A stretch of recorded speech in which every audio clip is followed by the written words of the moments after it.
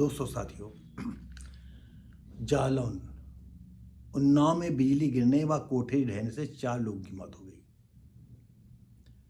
अभी आप देख रहे हैं कि इन दिनों बरसात हो रही है और कितना पूरी दुनिया में बरसात, क्योंकि ऋतु परिवर्तन इतना तेज हो रहा है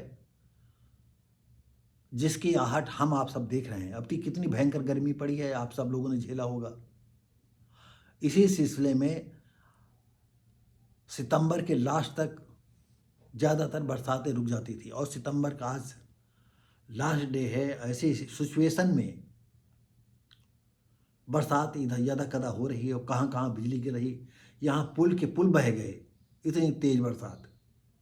तो दोस्तों साथियों, हम जो घटना आपको बताने जाते हैं, जो बिजली का कहर टूटा है आसमान से, उस सिलसिले में ये वीडियो है।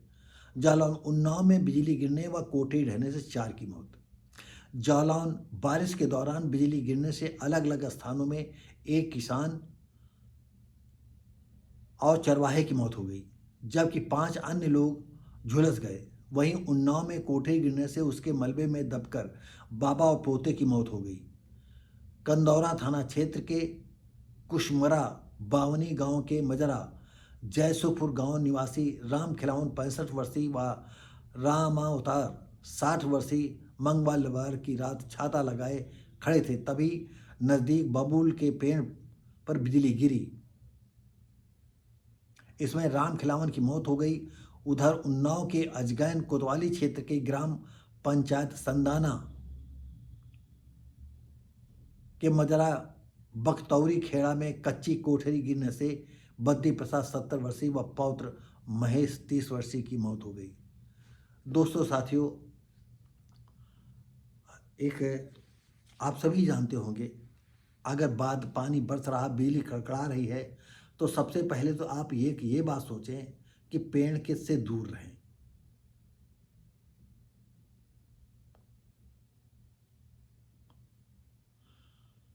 क्योंकि पेड़ जो है बिजली को आकृष्ट करते हैं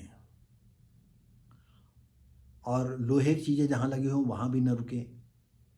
हो सके तो मैदान के किसी ऊंचे स्थान पर अगर कहीं सूखा मिल जाए जगह तो वहाँ पहुँच जाएं।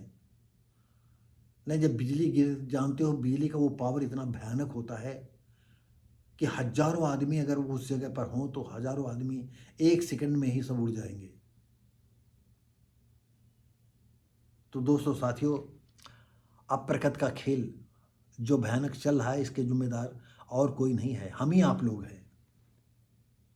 देखिए, देश की जनसंख्या इतनी 140 के ऊपर हो गई है और हमारे देश के जो राजनेता हैं वो अभी तक कानून बना नहीं पाए हैं और कानून बनाने के चक्कर में वो कहते हैं कि पति पत्नी के बीच में 2 बच्चे होने चाहिए। भाई, मैं तो नहीं इस पक्ष में हूँ। मैं तो चाहता हूँ शादी चाहे 12 साल में कर दो, चाहे लड़का की या लड़की की, या छोटी उम्र में कर दो, उनका साथ गौना भी दे दो, लेकिन उनको ये सिखाओ कि कम से कम 30, 35, 40 साल के बाद बच्चा हो, और जो 30 साल के बाद बच्चा पैदा हो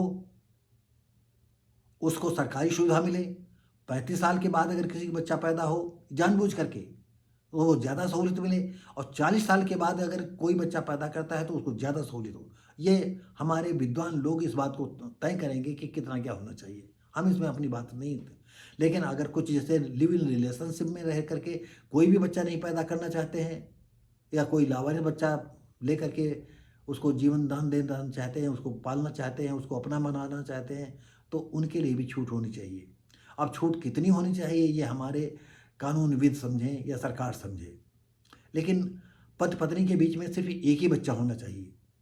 और जिन प्रांतों में लड़कियों की आबादी कम है पुरुषों की अपेक्षा, उनको अगर पहली लड़की हो गई तो 1 बच्चे की छूट हो। जैसे कि मान लीजिएगा किसी प्रांत में लड़कियों की जनसंख्या कम है और पहली बच्ची हो जाती है तो दोबारा फिर उनको चांस हो, क्योंकि ये पुत्र वाला मामला पड़ता है। अगर 2 लड़कियां हो जाए तो ब्रेक लगा दो, और धीरे धीरे ऐसी ही सिचुएशन में लड़का लड़की का अनुपात ठीक हो जाएगा, गंभीर मतलब शायद। तो दोस्तों साथियों, हमने ये कहा कि ये जो सिचुएशन पैदा हुई है, वो इंसान, अगर आबादी इतनी होती, मान लीजिएगा अभी आप जो है 50 करोड़ की आबादी पूरे देश की हो, तो लोग बुलाएंगे, भैया हो, कहाँ रहते हो, आओ आओ बैठो।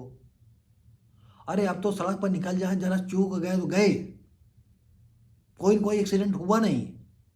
इतनी भयानक आबादी है और बढ़ती जा रही आबादी। क्या करोगे? राजनेताओं को वोट चाहिए, इसलिए इस पर कड़ा कदम उठा नहीं सकते हैं। अरे जब 370 परिच्छेद हट सकता है तो कड़ा कानून क्यों नहीं लागू हो सकता है? जैसे देश के साथ गद्दारी करते हैं। इस समय पिछले रेलवे ट्रैक पर आपने देखा कितनी जगह घटनाएं हुई हैं।